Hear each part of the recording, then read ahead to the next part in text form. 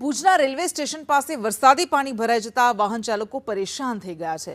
Railway station પાસે પાણીમાં એક ટ્રેલર ફસાઈ ગયું હતું। પાણી ભરાઈ જતા વાહન વ્યવહાર બંધ થઈ ગયો છે અને પાલિકાની પ્રી મોન્સૂન કામગીરી સામે સ્થાનિકો સવાલ ઉઠાવી રહ્યા છે। દર વર્ષે અહીંયા વરસાદી પાણી ભરાય છે। અનેક રજૂઆતો કરવામાં આવી છે, તેમ છતાં કોઈ ઉકેલ નથી આવતો। આ સમસ્યા જેમની તેમ રહે છે અને પરિણામે હાલાકી ભોગવવાનો વારો સ્થાનિક જનતાનો આવે છે। પાલિકાની પ્રી મોન્સૂન કામગીરી સામે સવાલો ઉઠી રહ્યા છે।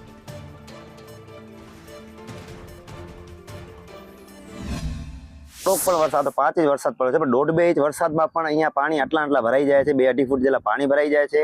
જમીનમાં લગભગ 1-1.5 ફૂટ જેટલા મોટા ખાડા પડી ગયા છે અને મારી પાછળ તમે જોઈ શકો છો, આટલો મોટો ટ્રક મહાકાય 2.5-3 ફૂટ પાણીમાં ગરકાવ થઈ ગયો છે અને આવી જ પરિસ્થિતિ નાના વાહન ચાલકોને રોજિંદી છે અહીંયા ભુજ રેલવે સ્ટેશન રોડ ઉપર।